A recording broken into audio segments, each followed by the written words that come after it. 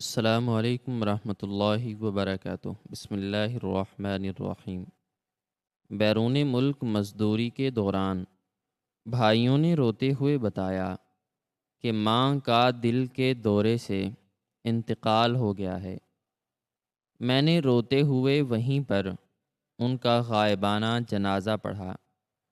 سالوں بعد جب میں کروڑ پتی بن کر لوٹا اور ایک بڑی حویلی خریدی تو میں نے ایک بوڑھی عورت کو صفائی کے لیے رکھا۔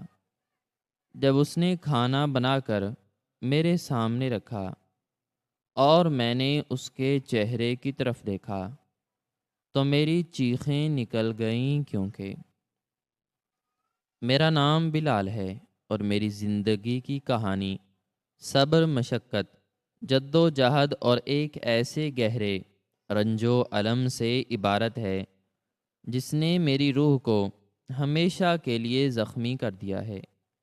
میری پیدائش ایک انتہائی غریب اور پسماندہ علاقے میں ہوئی، جہاں دو وقت کی روٹی کا حصول بھی کسی بہت بڑی جنگ کو جیتنے کے مترادف ہوتا تھا۔ ہمارے گاؤں کے چاروں طرف بنجر زمینیں تھیں اور روزگار کے مواقع نہ ہونے کے برابر تھے۔ میں اپنے والدین کی سب سے چھوٹی اور لاڈلی اولاد تھا۔ میرے دو بڑے بھائی تھے جن کے نام کامران اور زبیر تھے۔ جب میں محض 5 برس کا تھا تو میرے والد ایک انتہائی مہلک اور جان لیوا بیماری میں مبتلا ہو کر اس دار فانی سے کوچ کر گئے۔ ان کی بیماری کے دوران ہمارے پاس اتنے پیسے بھی نہیں تھے کہ ہم کسی اچھے ڈاکٹر سے ان کا علاج کروا سکتے۔ وہ رات بھر کھانستے رہتے اور ان کے سینے سے اٹھنے والا درد پورے گھر کی فضا کو سوگوار کر دیتا۔ ان کی کھانسی کے ساتھ اکثر خون بھی آتا تھا، لیکن وہ درد کو خاموشی سے پی جاتے تاکہ ہم بچے پریشان نہ ہوں۔ ان کے انتقال کے بعد ہمارے گھر پر غربت اور افلاس کے ایسے گہرے اور سیاہ بادل چھا گئے جن کی تاریکی میں ہمیں اپنا مستقبل مکمل طور پر دھندلا اور تباہ ہوتا ہوا نظر آنے لگا۔ میرے والد کوئی بہت بڑی جائیداد یا دولت چھوڑ کر نہیں گئے تھے، بلکہ ان کے ترکے میں صرف ایک بوسیدہ اور خستہ حال کچا مکان تھا، جس کی چھت بارش کے دنوں میں اس قدر ٹپکتی تھی کہ ہمیں رات بھر جاگ کر برتنوں میں پانی جمع کرنا پڑتا تھا، اور دیواروں سے ہر وقت مٹی جھڑتی رہتی تھی۔ سردیوں میں جب یخ بستہ ہوائیں چلتیں تو ہمارے پاس اوڑھنے کے لیے گرم چادریں تک نہیں ہوتی تھیں۔ ہم پرانے کپڑوں کو جوڑ کر سردی سے بچنے کی ناکام کوشش کرتے۔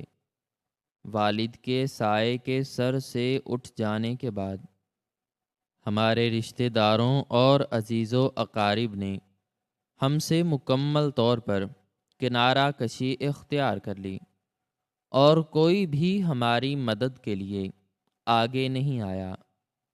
اس کڑے اور مشکل ترین وقت میں میری ماں سکینہ نے جو بے مثال قربانیاں دیں اور جس طرح ہم تینوں بھائیوں کو پالا پوسا، اس کی مثال تاریخ کے اوراق میں ملنا ناممکن ہے۔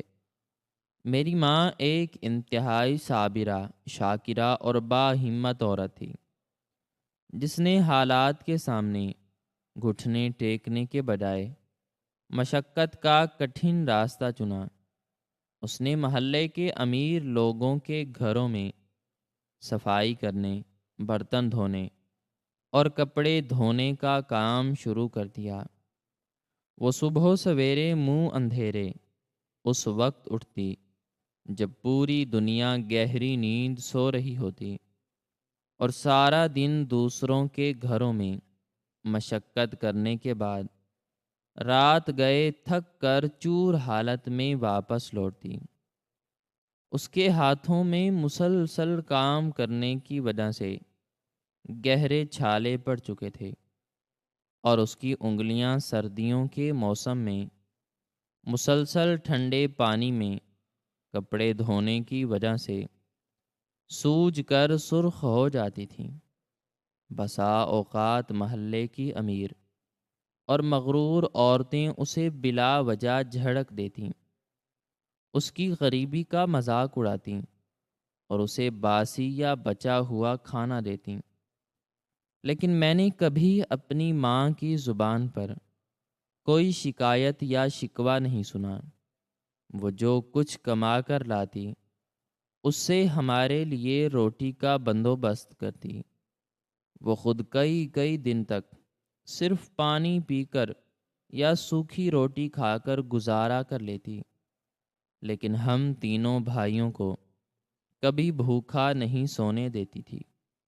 وہ اپنے حصے کا نوالہ بھی ہمارے منہ میں ڈال دیتی، اور جب ہم اس سے پوچھتے کہ ماں تم کیوں نہیں کھا رہی، تو وہ اپنی تھکاوٹ چھپا کر انتہائی محبت سے مسکرا کر کہتی کہ بیٹا مجھے بھوک نہیں ہے، تم لوگ کھا لو، تمہارے پیٹ بھرنے سے میرا پیٹ بھی بھر جاتا ہے اور مجھے طاقت مل جاتی ہے۔ ماں کی ان لازوال قربانیوں اور شب و روز کی کٹھن محنت کی بدولت ہم تینوں بھائی آہستہ آہستہ بڑے ہونے لگے۔ کامران اور زبیر نے جوان ہوتے ہی چھوٹی موٹی مزدوری اور نوکریاں شروع کر دیں، اور کچھ ہی عرصے بعد ان کی شادیاں بھی ہو گئیں، لیکن ان دونوں کی فطرت میں شروع سے ہی خود غرضی اور لالچ کوٹ کوٹ کر بھرا ہوا تھا۔ شادیاں ہونے کے بعد ان کی بیویوں نے گھر میں روزانہ نیا فساد برپا کرنا شروع کر دیا۔ وہ میری بوڑھی اور ضعیف ماں کو بات بات پر طعنے دیتیں اور اس سے گھر کا سارا بھاری کام کرواتی۔ وہ اسے زمین پر سلاتی تھیں اور خود نرم بستروں پر سوتی تھیں۔ کامران اور زبیر اپنی بیویوں کے سامنے بالکل بے بس اور ان کی محبت میں اندھے ہو چکے تھے۔ وہ اپنی ماں کی اس روز مرہ کی تذلیل پر مکمل طور پر خاموش رہتے، اور اپنی کمائی کا 1 روپیہ بھی ماں کے ہاتھ پر نہیں رکھتے تھے، بلکہ سارا پیسہ اپنی بیویوں کی فضول فرمائشوں پر اڑا دیتے تھے۔ میں اس وقت اپنی تعلیم مکمل کر رہا تھا، اور میری عمر اتنی نہیں تھی کہ میں کوئی بڑا کام کر کے اپنی ماں کو اس عذاب سے نکال سکتا۔ میں سارا دن مزدوری کرتا اور رات کو تعلیم حاصل کرتا، تاکہ کسی طرح اپنی ماں کے دکھوں کا مداوع کر سکوں، لیکن میری قلیل آمدنی سے گھر کے حالات بدلنا ممکن نہیں تھا۔ میں اپنی ماں کو ان ظالم بہوؤں کے طعنے سنتے اور کونے میں چھپ کر روتے ہوئے دیکھتا تو میرا دل خون کے آنسو روتا۔ میں نے کئی بار اپنے بھائیوں کو سمجھانے کی کوشش کی کہ وہ ماں کے ساتھ یہ ظلم نہ کریں، لیکن وہ الٹا مجھ پر برس پڑتے اور مجھے مارنے پیٹنے پر اتر آتے۔ وہ کہتے کہ تم ابھی چھوٹے ہو، ہمارے معاملات میں دخل اندازی مت کرو۔ گھر کا ماحول اس قدر گھٹن زدہ، زہریلا اور کربناک ہو چکا تھا کہ میرے لیے وہاں سانس لینا بھی دشوار ہو گیا تھا۔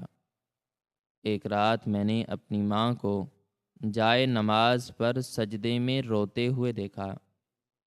وہ اللہ سے موت کی دعائیں مانگ رہی تھی، تاکہ اسے اس ذلت آمیز زندگی سے ہمیشہ کے لیے چھٹکارا مل سکے۔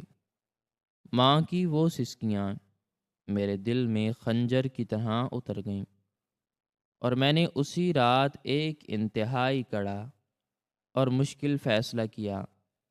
میں نے فیصلہ کیا کہ میں اس ملک کو چھوڑ کر بیرون ملک خلیجی ریاستوں میں مزدوری کے لیے جاؤں گا، تاکہ میں بے تحاشا دولت کما سکوں اور اپنی ماں کو ان خود غرض بھائیوں کی محتاجی اور ان ظالم بہوؤں کے طعنوں سے ہمیشہ کے لیے نجات دلا سکوں۔ میں نے اپنے دوستوں اور جاننے والوں کے ترلے کر کے ان سے بھاری قرض لیا، اپنا تھوڑا بہت قیمتی سامان بیچا اور بیرون ملک جانے کے لیے ضروری سفری دستاویزات کا بندوبست کیا۔ جب میرے جانے کا دن قریب آیا تو میری ماں مسلسل رو رہی تھی۔ اس کا دل کسی صورت نہیں مان رہا تھا کہ اس کا سب سے چھوٹا اور لاڈلا بیٹا اسے تنہا چھوڑ کر پردیس کی خاک چھاننے کے لیے چلا جائے۔ اس نے مجھے گلے لگا کر بہت رویا اور میرے ماتھے کو چومتے ہوئے اپنے کانپتے ہاتھوں سے مجھے ڈھیروں دعائیں دیں۔ میں نے اپنی ماں کے آنسوں پونچھے اور اس سے وعدہ کیا کہ ماں، میں بہت جلد بہت سارا پیسہ کما کر واپس آؤں گا اور تمہارے لیے ایک بہت بڑا اور شاندار گھر بناؤں گا، جہاں تم کسی ملکہ کی طرح راج کرو گی اور تمہیں کبھی کوئی دکھ یا تکلیف نہیں پہنچے گی۔ تم بس میرے لیے دعا کرنا۔ میری ماں نے مجھے روتے ہوئے رخصت کیا اور میں اپنے دل پر بھاری پتھر رکھ کر پردیس کے اس کٹھن اور طویل سفر پر روانہ ہو گیا۔ بیرون ملک پہنچ کر میری زندگی ایک ایسی سخت اور کٹھن مشقت میں تبدیل ہو گئی جس کا میں نے کبھی خواب میں بھی تصور نہیں کیا تھا۔ وہ ایک انتہائی گرم اور صحرائی علاقہ تھا، جہاں سورج مسلسل آگ برساتا تھا اور گرم ریتلی ہوائیں جسم کی کھال کو جھلسا دیتی تھیں۔ میں ایک بہت بڑے تعمیراتی منصوبے پر ایک عام مزدور کے طور پر بھرتی ہوا، جہاں مجھے سارا دن بھاری پتھر اور سیمنٹ کی بوریاں اٹھانی پڑتیں اور تپتی ہوئی ریت پر مسلسل کام کرنا پڑتا۔ میرے پیروں میں گہرے چھالے پڑ جاتے، میرے ہاتھوں کی کھال اکھڑ کر اس سے خون رسنے لگتا اور پسینہ میرے پورے وجود کو ہر وقت بھگو کر رکھتا۔ لیکن جب بھی میری ہمت ٹوٹنے لگتی، مجھے اپنی ماں کا وہ آنسوؤں سے بھرا چہرہ اور وہ کچا مکان یاد آ جاتا، اور میرے اندر ایک نئی طاقت اور ولولہ پیدا ہو جاتا۔ میں دن رات ایک کر کے خون پسینہ بہاتا اور اپنی تمام تر خواہشات کو مار کر ایک ایک روپیہ جوڑتا۔ میں نے پردیس میں کبھی اچھا اور پیٹ بھر کر کھانا نہیں کھایا، کبھی نئے کپڑے نہیں پہنے اور کبھی آرام طلب زندگی کا نہیں سوچا۔ میں ایک چھوٹے سے اور تنگ کمرے میں 10 دیگر مزدوروں کے ساتھ زمین پر سوتا، جہاں گرمی اور حبس سے دم گھٹتا تھا اور مچھروں کی وجہ سے رات بھر نیند نہیں آتی تھی۔ لیکن میری ساری توجہ صرف اور صرف پیسہ کمانے پر مرکوز تھی۔ میں ہر ماہ اپنی کمائی کا سارا پیسہ اپنے بڑے بھائی کامران کو اس سخت تاکید کے ساتھ بھیجتا کہ اس رقم سے میری ماں کا بہترین خیال رکھا جائے، اسے اچھا کھانا دیا جائے، اس کی ادویات کا بندوبست کیا جائے اور اسے کسی بھی قسم کی کوئی تکلیف نہ پہنچنے دی جائے۔ کامران مجھے ہر بار تسلی دیتا کہ ماں بالکل ٹھیک ہے، اور وہ میرا سارا بھیجا ہوا پیسہ ماں پر ہی خرچ کر رہا ہے۔ میں اس کی باتوں پر یقین کر لیتا اور اپنی مشقت میں مزید اضافہ کر دیتا۔ وقت تیزی سے گزرتا جا رہا تھا اور میرے پردیس میں قیام کو کئی سال بیت چکے تھے۔ میں ہر وقت اپنی ماں کی یاد میں تڑپتا رہتا اور اس دن کا شدت سے انتظار کرتا جب میں بہت ساری دولت لے کر اپنے وطن واپس لوٹوں گا اور اپنی ماں کے قدموں میں ساری خوشیاں نچھاور کر دوں گا۔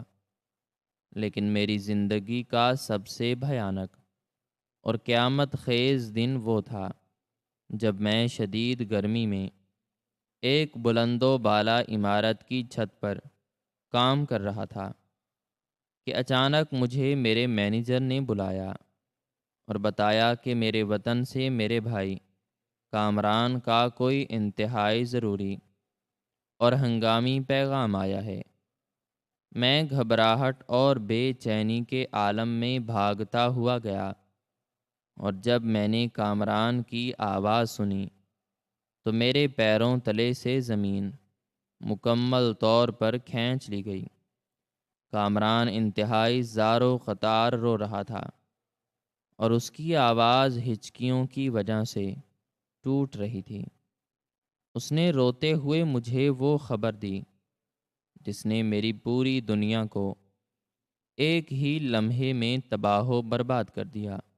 اس نے بتایا کہ ہماری ماں کو اچانک دل کا انتہائی شدید دورہ پڑا ہے اور وہ ہمیں روتا بلکتا چھوڑ کر اس دار فانی سے کوچ کر گئی ہے۔ کامران کے یہ الفاظ میرے کانوں میں پگھلا ہوا سیسا بن کر اترے۔ میرا دماغ مکمل طور پر سن ہو گیا۔ میری آنکھوں کے سامنے گہرا سیاہ اندھیرا چھا گیا اور میرے ہاتھوں سے ہر چیز چھوٹ کر زمین پر گر گئی۔ میں چکر کھا کر تپتی ہوئی ریت پر گر پڑا اور میرے حلق سے ایک ایسی دل خراش اور دردناک چیخ نکلی جس نے پورے صحرا کی خاموشی کو ہلا کر رکھ دیا۔ مجھے یوں محسوس ہو رہا تھا جیسے کسی نے میرے سینے میں تیز دھار خنجر گھونپ کر میرا دھڑکتا ہوا دل نکال لیا ہو۔ میری وہ ماں جس کے لیے میں نے پردیس کی خاک چھانی تھی، جس کے لیے میں نے اپنی جوانی کو مشقت کی بھٹی میں جھونک دیا تھا، وہ مجھے ہمیشہ کے لیے تنہا چھوڑ کر مٹی کے منوں بوجھ تلے جا سوئی تھی۔ میری حالت دیوانوں اور پاگلوں جیسی ہو گئی تھی۔ میں اپنے بال نوچ رہا تھا اور ریت پر سر پٹخ پٹخ کر رو رہا تھا۔ میں اسی وقت اپنے وطن واپس جانا چاہتا تھا تاکہ میں اپنی ماں کا آخری دیدار کر سکوں اور اس کے ٹھنڈے قدموں کو چوم سکوں، لیکن میری بدقسمتی اور پردیس کی ظالم مجبوریوں نے میرے پاؤں میں بھاری زنجیریں ڈال رکھی تھیں۔ میرے پاس اس وقت اتنے پیسے نہیں تھے کہ میں فوری طور پر واپسی کی مہنگی ترین سفری ٹکٹ کا بندوبست کر سکتا، اور نہ ہی میرا ظالم مینیجر مجھے فوری طور پر چھٹی دینے کے لیے تیار تھا۔ میں اپنی ماں کے جنازے کو کندھا دینے سے بھی ہمیشہ کے لیے محروم رہ گیا۔ میں نے پردیس کے اس سنسان اور تپتے ہوئے صحرا میں روتے بلکتے اور سسکتے ہوئے اپنی ماں کا غائبانہ جنازہ پڑھا۔ میرے گرم آنسو ریت میں جذب ہو رہے تھے اور میری روح زخموں سے چور چور ہو چکی تھی۔ ماں کی موت کے بعد میری زندگی کا مقصد مکمل طور پر ختم ہو چکا تھا۔ مجھے وہ ساری دولت، وہ ساری مشقت اور وہ سارا پیسہ ایک عذاب اور بوجھ لگنے لگا تھا۔ مجھے لگتا تھا کہ اب کمانے کا کیا فائدہ، جب وہ ہستی ہی نہیں رہی جس کے لیے میں نے یہ سب شروع کیا تھا۔ لیکن پھر میں نے اپنی ماں کی اس آخری خواہش کو یاد کیا جس میں وہ مجھے ایک بہت بڑا اور کامیاب انسان دیکھنا چاہتی تھی۔ میں نے اپنے اس بے پناہ اور گہرے دکھ کو اپنی سب سے بڑی طاقت میں تبدیل کر لیا، اور میں نے فیصلہ کیا کہ میں اپنی ماں کے نام پر اتنی دولت کماؤں گا کہ دنیا یاد رکھے گی۔ میں نے ایک عام مزدور کی حیثیت سے کام چھوڑ کر اپنی ذہانت سے چھوٹے موٹے تعمیراتی ٹھیکے لینا شروع کر دیے۔ میں دن رات دیوانہ وار کام کرتا، میری نیندیں مکمل طور پر اڑ چکی تھیں اور میرا سکون غارت ہو چکا تھا۔ میں صرف اور صرف کام اور دولت کے حصول میں اندھا ہو چکا تھا۔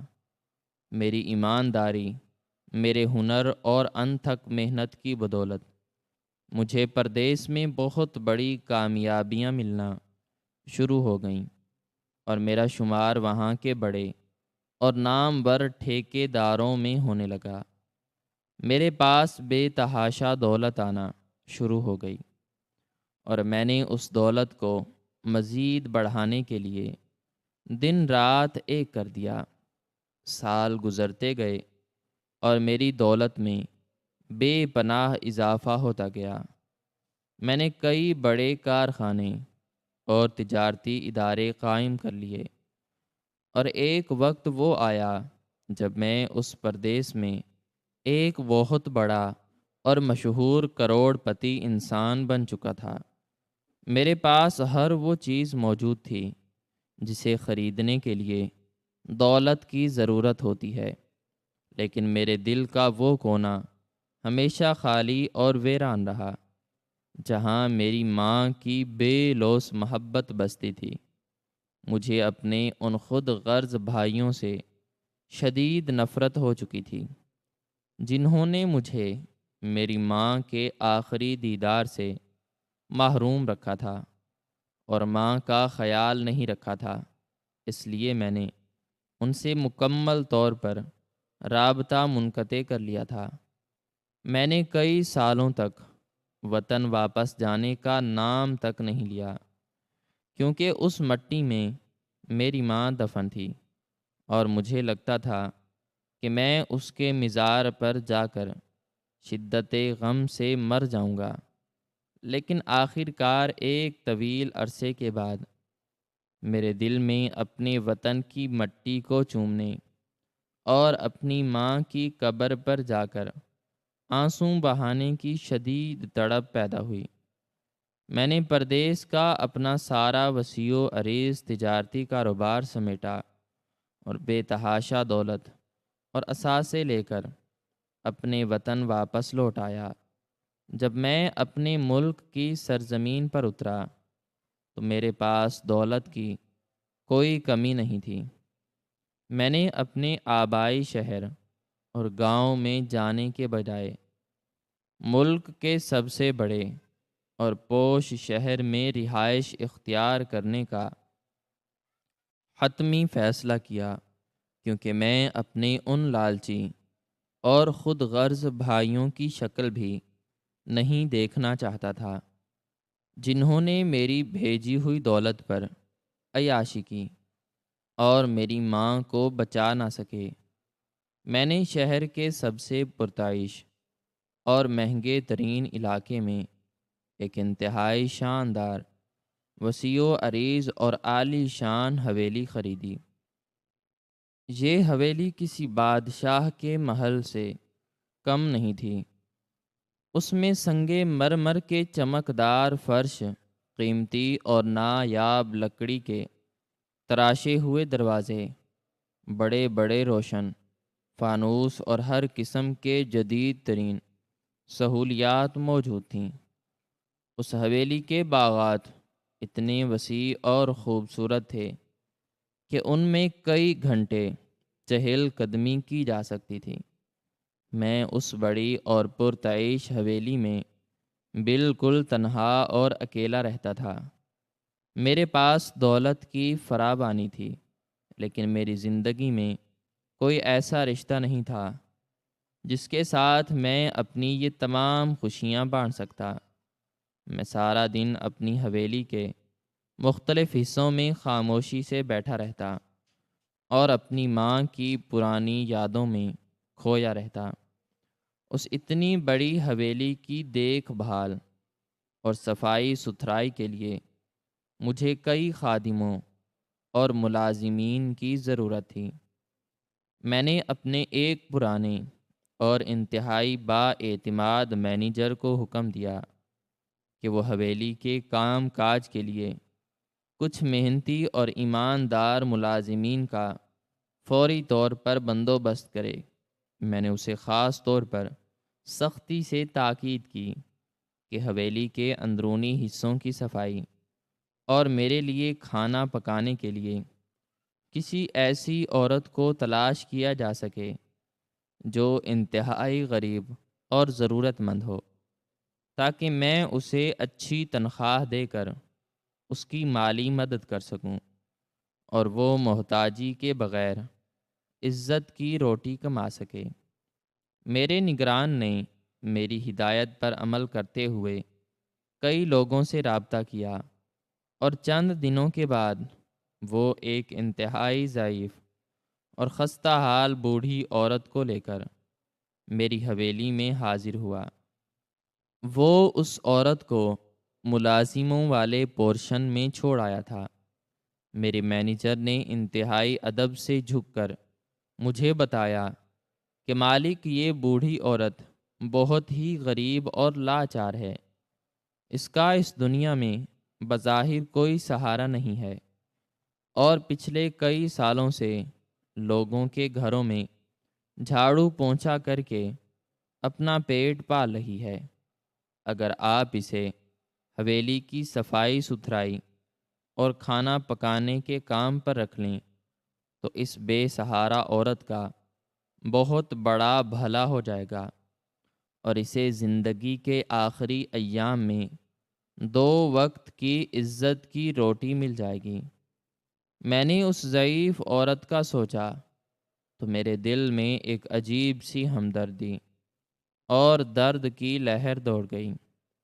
میں نے اس عورت کا چہرہ دیکھے بغیر اور اس سے کوئی بھی تفصیلی سوال جواب کیے بغیر ہی اپنے مینیجر کو حکم دیا کہ اس عورت کو فوری طور پر کام پر رکھ لیا جائے اور اسے رہنے کے لیے حویلی کے پچھلے حصے میں موجود خادموں کا ایک صاف ستھرا اور ہوادار کمرہ دے دیا جائے۔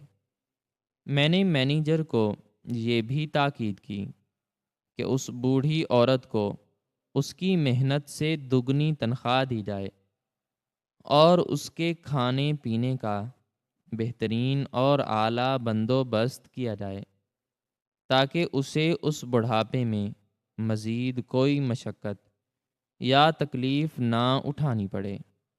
مجھے اس بات کا قطعی طور پر کوئی علم یا اندازہ نہیں تھا کہ جس لاچار اور بے سہارا بوڑھی عورت کو میں نے محض ہمدردی کی بنیاد پر اپنی اس عالی شان حویلی میں صفائی کے کام پر رکھا ہے، وہ کوئی عام اور اجنبی عورت نہیں ہے، اور اس کے اس خستہ حال اور بوسیدہ لباس کے پیچھے ایک ایسا ہولناک، ایسا لرزہ خیز اور ایسا قیامت خیز راز چھپا ہوا ہے جس کے بے نقاب ہونے پر میری اس شاندار اور پرتعیش حویلی کی مضبوط بنیادیں ہلنے والی تھیں، اور میری زندگی کا ہر زاویہ اور میری سوچ کا ہر پہلو مکمل طور پر الٹ کر رہ جانے والا تھا۔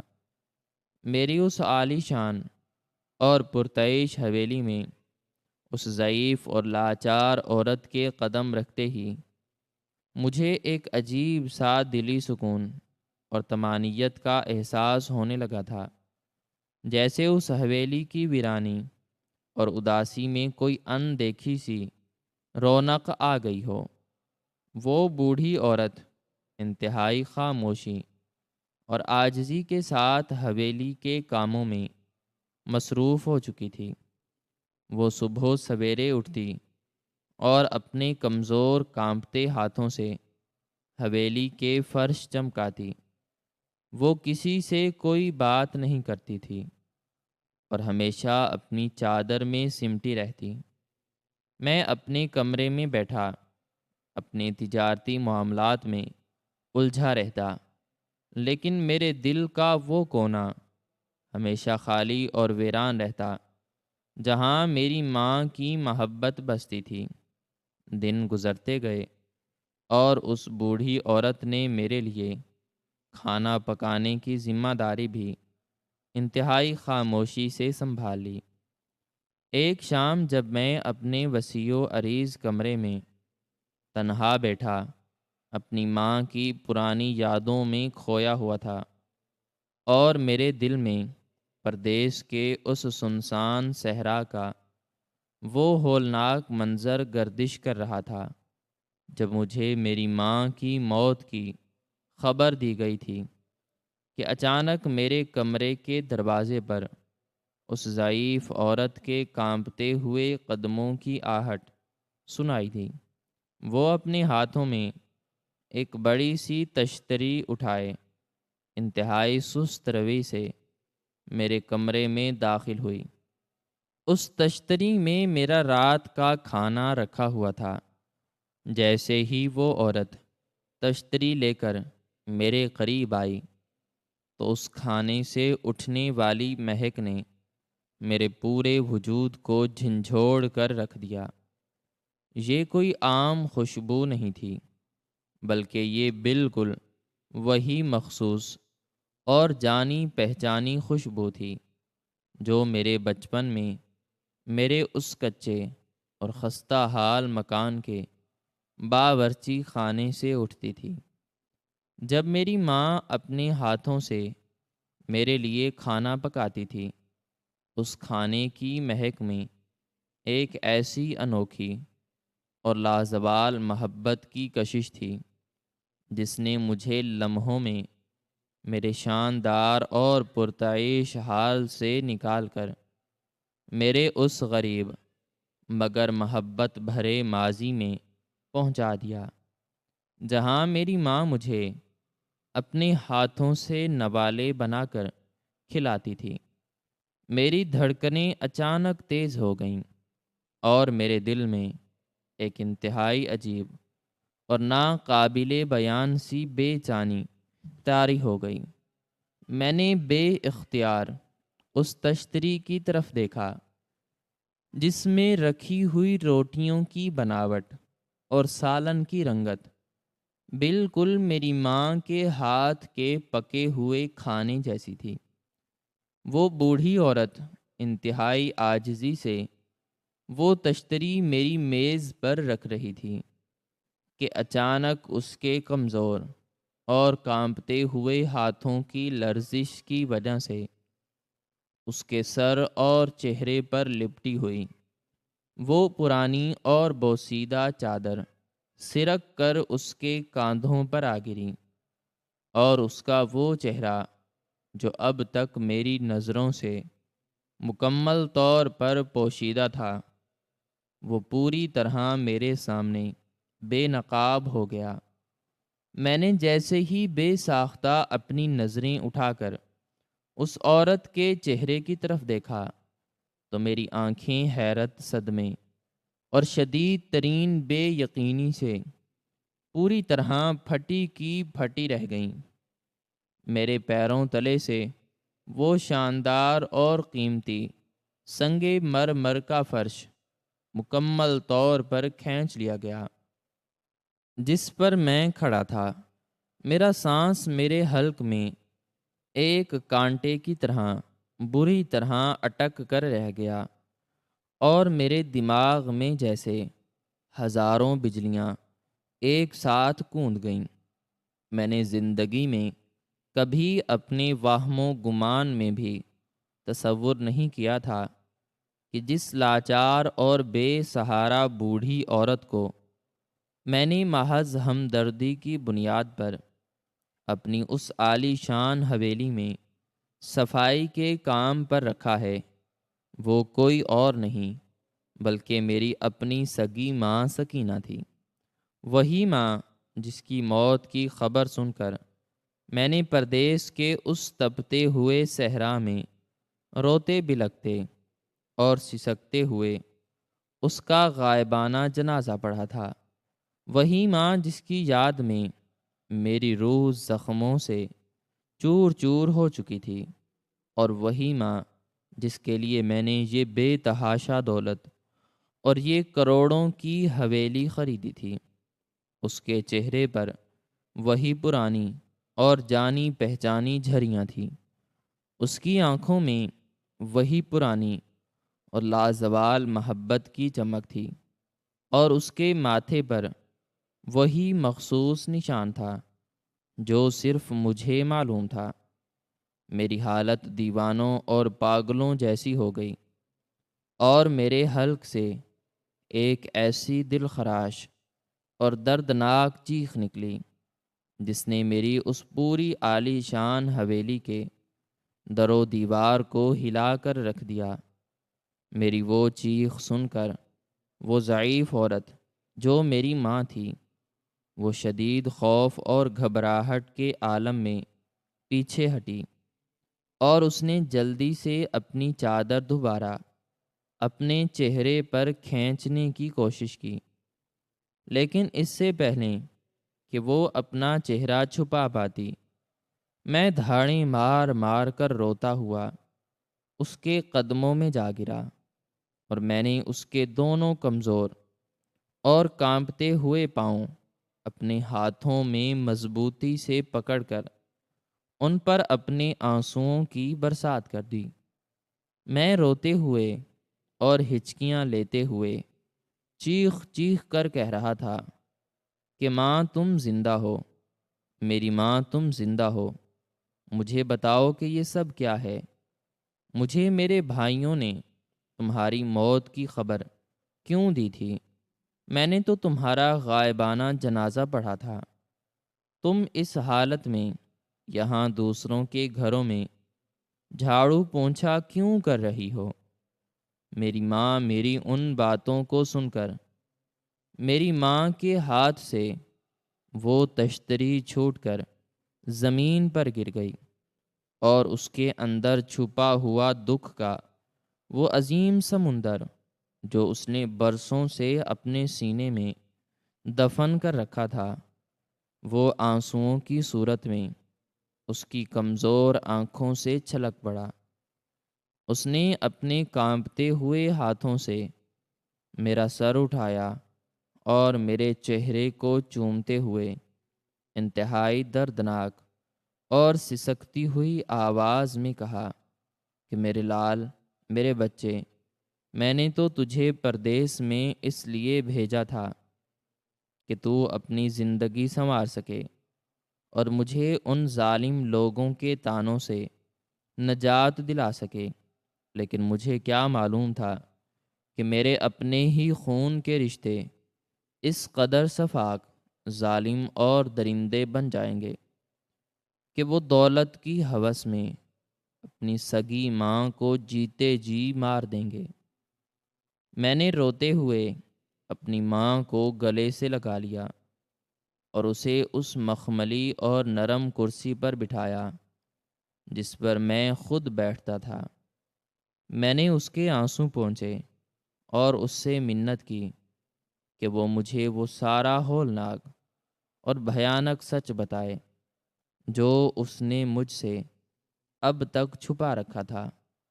میری ماں نے ایک لمبی اور سرد آہ بھری، اور اپنے آنسوؤں کو صاف کرتے ہوئے اس بھیانک راز سے پردہ اٹھانا شروع کیا جس نے انسانیت، رشتوں کے تقدس اور خون کے رشتوں کی حقیقت کو مکمل طور پر ننگا کر کے رکھ دیا۔ میری ماں نے روتے ہوئے مجھے بتایا کہ بیٹا جب تو پردیس چلا گیا تھا اور تو دن رات خون پسینہ ایک کر کے وہاں سے جو بے تحاشا دولت اور رقم اپنے بڑے بھائی کامران کو بھیجتا تھا تاکہ وہ میرا خیال رکھ سکے، اس دولت نے میرے ان دونوں بیٹوں کی آنکھوں پر لالچ اور خود غرضی کی ایسی گہری اور سیاہ پٹی باندھ دی تھی کہ وہ اپنی سگی ماں کے رشتے کو بھی بھول گئے۔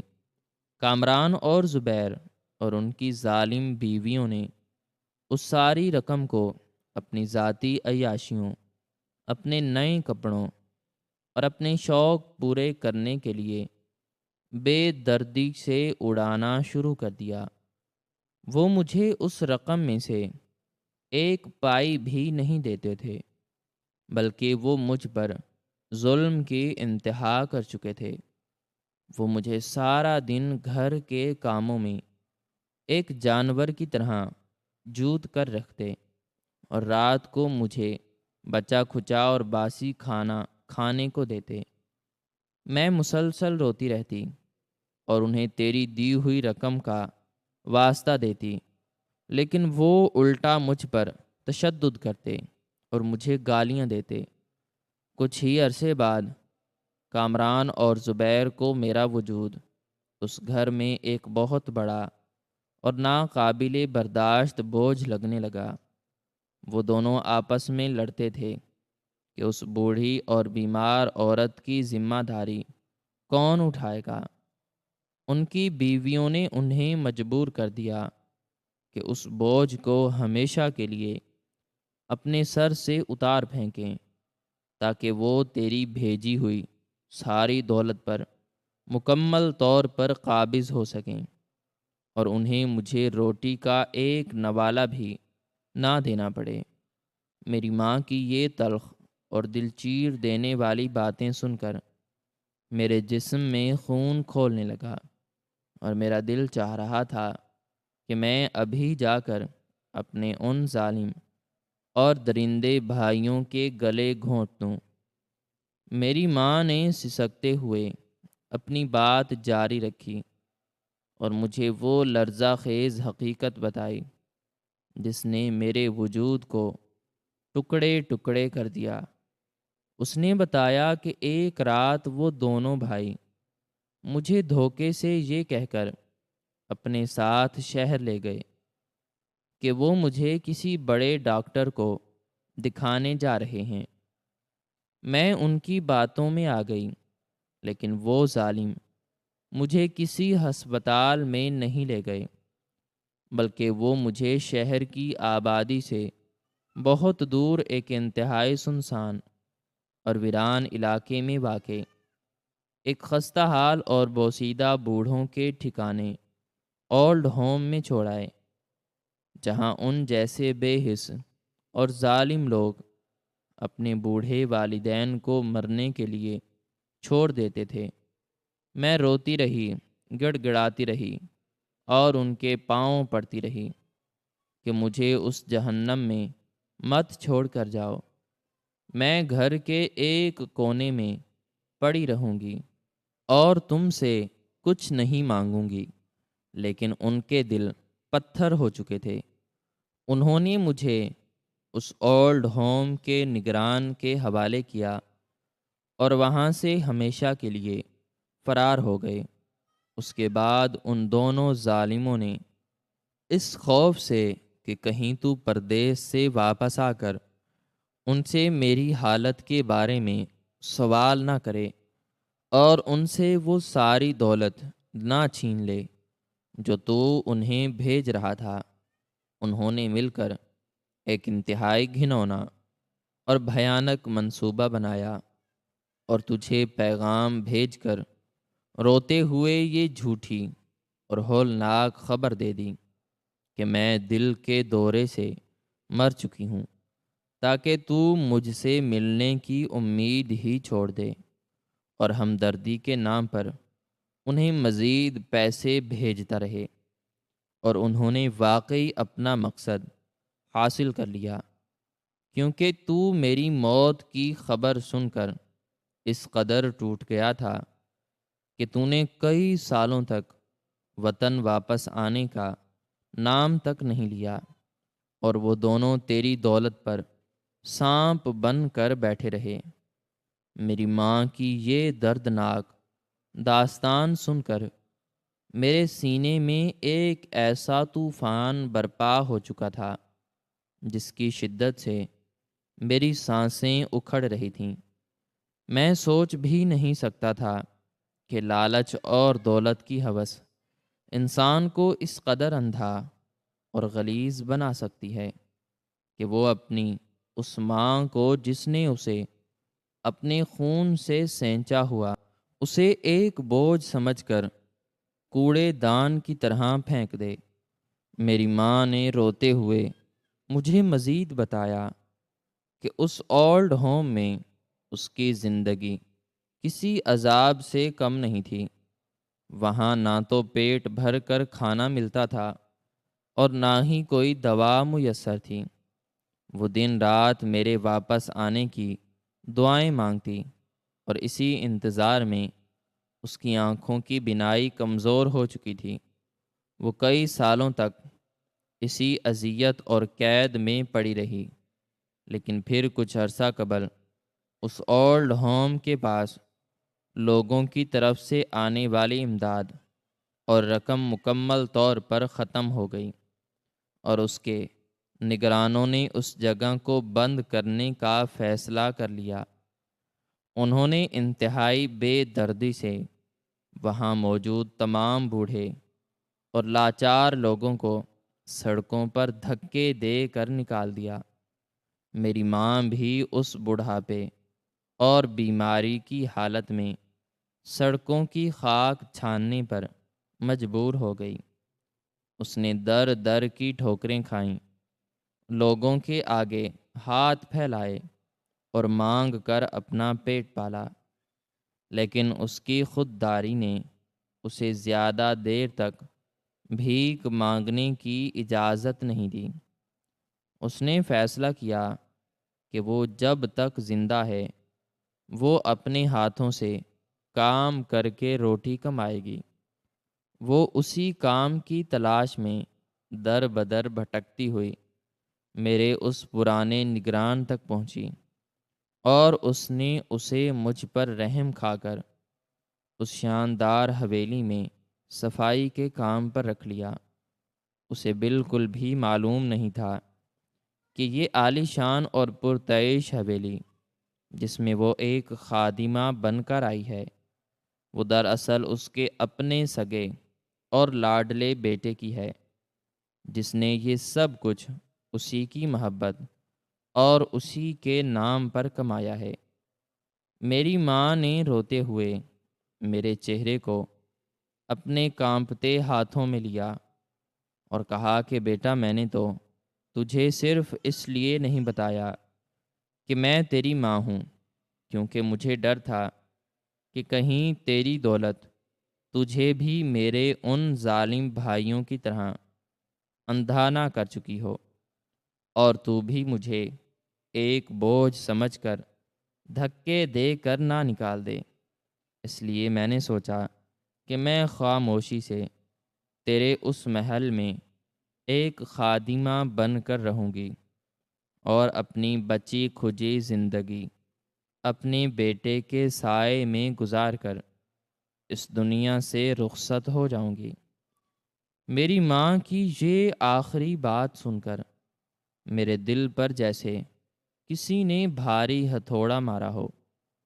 میں دھاڑیں مار مار کر رونے لگا، اور میں نے اپنی ماں کے قدموں پر اپنا سر رکھ دیا۔ میں نے روتے ہوئے کہا کہ میری ماں، تم نے مجھ پر اتنا بڑا شک کیسے کر لیا؟ یہ ساری دولت، یہ کروڑوں کی حویلی، یہ سب کچھ تمہارے ہی قدموں کی خاک ہے۔ میں تو یہ سب کچھ تمہارے لیے ہی کما کر لایا تھا، تاکہ تمہیں دنیا کی ہر خوشی دے سکوں۔ تم کوئی خادمہ نہیں، بلکہ اس حویلی کی اور میری زندگی کی اکلوتی ملکہ ہو، اور میں جب تک زندہ ہوں تمہارا غلام بن کر رہوں گا۔ میں نے اسی وقت اپنی ماں کو اس کے بوسیدہ کپڑوں سے نکال کر بہترین اور قیمتی لباس پہنایا اور اسے حویلی کے سب سے شاندار اور بڑے کمرے میں منتقل کر دیا۔ قدرت کا یہ انصاف کتنا عجیب اور کتنا ہولناک تھا کہ جن بھائیوں نے اپنی بوڑھی ماں کو ایک بوجھ سمجھ کر مرنے کے لیے سڑکوں پر چھوڑ دیا تھا، اسی ماں کو قدرت نے ایک ایسی سلطنت کی ملکہ بنا دیا تھا جس کا تصور بھی ان ظالموں کے لیے ناممکن تھا۔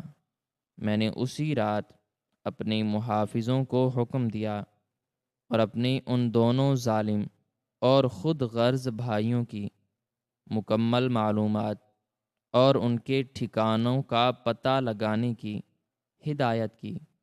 مجھے معلوم ہوا کہ وہ دونوں میری بھیجی ہوئی دولت کو غلط راستوں پر اڑا کر اور اپنے برے اعمال کی وجہ سے مکمل طور پر کنگال ہو چکے ہیں، اور اب وہ کرائے کے چھوٹے چھوٹے مکانوں میں انتہائی ذلت اور رسوائی کی زندگی گزار رہے ہیں۔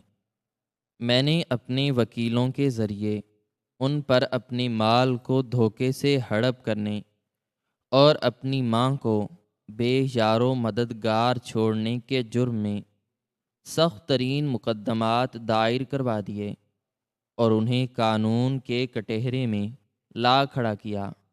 ان کا غرور، ان کی ہوس اور ان کا لالچ ہمیشہ کے لیے خاک میں مل چکا تھا، اور انہیں قید خانے کی اندھیری کوٹریوں میں اپنی باقی زندگی سڑنے کے لیے چھوڑ دیا گیا تھا، جبکہ میری ماں میری اس عالی شان حویلی میں ایک باوقار اور پرسکون زندگی گزار رہی تھی۔ یہ قدرت کا ایک ایسا سبق تھا جس نے مجھے اور پوری دنیا کو یہ سکھا دیا کہ جو اولاد اپنے والدین کو بوجھ سمجھتی ہے اور ان کی خدمت سے جان چھڑاتی ہے، اسے دنیا کی کوئی طاقت ذلت اور رسوائی سے نہیں بچا سکتی، اور جو اپنی ماں کے قدموں میں جنت تلاش کرتا ہے، قدرت اسے ان دیکھے خزانوں سے نواز دیتی ہے۔ میری زندگی کا وہ سارا دکھ، وہ سارا کرب اور وہ پردیس کی ساری مشقت میری ماں کے ایک پیار بھرے ہاتھ سے ہمیشہ کے لیے ختم ہو چکی تھی، اور میں نے اپنی بقیہ تمام زندگی صرف اور صرف اپنی اس عظیم ماں کی خدمت اور اس کی خوشیوں کے لیے وقف کر دی تھی، تاکہ میں اس کے ان تمام زخموں پر مرہم رکھ سکوں جو میرے اپنوں نے اسے دیے تھے۔ میری ماں میرے لیے دنیا کا سب سے بڑا اثاثہ اور میری زندگی کی سب سے بڑی کامیابی تھی، جس کے سامنے ہر دولت اور ہر خزانہ حقیر اور بے معنی تھا۔ اس سبق آموز اور دردناک کہانی سے ہمیں انسانی زندگی، والدین کے حقوق، خاندانی رشتوں کی اہمیت اور مکافات عمل کے حوالے سے کئی انتہائی گہرے اور اہم سبق ملتے ہیں، جن پر عمل کر کے ہم اپنی دنیا اور آخرت دونوں کو سنوار سکتے ہیں۔ سب سے پہلا اور بنیادی سبق یہ ہے کہ ماں کی محبت اور اس کی لازوال قربانیاں دنیا کی ہر نعمت سے بڑھ کر ہیں۔ ایک ماں اپنی اولاد کی خوشی اور کامیابی کے لیے اپنی جان تک لڑا دیتی ہے، بھوکی سوتی ہے اور ہر دکھ برداشت کرتی ہے۔ سکینہ نے جس طرح خون پسینہ ایک کر کے اپنے بچوں کو پالا، وہ اس بات کا زندہ ثبوت ہے کہ ماں کے قدموں تلے جنت ایسے ہی نہیں رکھی گئی۔ دوسرا بڑا سبق حرص، لالچ اور خود غرضی کے بھیانک انجام کے بارے میں ہے۔ کامران اور زبیر نے دولت کی ہوس میں اندھے ہو کر اپنی سگی ماں کو بوجھ سمجھا، اسے در بدر کی ٹھوکریں کھانے کے لیے اولڈ ایج ہوم میں چھوڑ دیا اور اپنے بھائی کی کمائی پر عیاشی کی۔ لیکن قدرت کا انصاف دیکھیں کہ ان کا سارا غرور انہیں لے ڈوبا، اور وہ کنگال ہو کر ذلت اور رسوائی کی تاریک جیلوں میں پہنچ گئے۔ یہ واضح دلیل ہے کہ جو اولاد والدین کی نافرمانی کرتی ہے اور انہیں بے یار و مددگار چھوڑ دیتی ہے، وہ دنیا میں کبھی سکون نہیں پاتی۔ تیسرا اہم سبق محنت اور نیت کی سچائی کا ہے۔ بلال نے اپنی ماں کے لیے پردیس کی سخت مشقت برداشت کی۔ اس نے اپنے دکھ کو طاقت بنایا تو قدرت نے اسے کروڑ پتی بنا دیا اور اس کی ماں کو بھی لوٹا دیا۔ اللہ کبھی سچی نیت رائے گا نہیں کرتا۔ چوتھا سبق مقافات عمل کا ہے۔ انسان جیسا بوتا ہے ویسا کاٹتا ہے۔ بھائیوں نے ماں کو نکالا تو خود جیل پہنچے، جبکہ بلال نے محبت کی تو محلات کا مالک بنا۔ اس لیے ہمیں اپنے والدین کو سب سے قیمتی اثاثہ سمجھنا چاہیے، ان کی خدمت کرنی چاہیے اور انہیں بوجھ نہیں سمجھنا چاہیے، کیونکہ والدین کی دعاؤں کے بغیر ہم بلندیوں کو نہیں چھو سکتے اور دل دکھانے والا تباہ ہو جاتا ہے۔ ہمیں ہمیشہ رشتوں کی قدر کرنی چاہیے تاکہ ہماری زندگی بھی بلال کی طرح سکون اور رحمتوں سے بھر جائے اور ہم دنیا اور آخرت میں سرخ روح ہو سکیں اور کبھی بھی ذلت کا سامنا نہ کرنا پڑے۔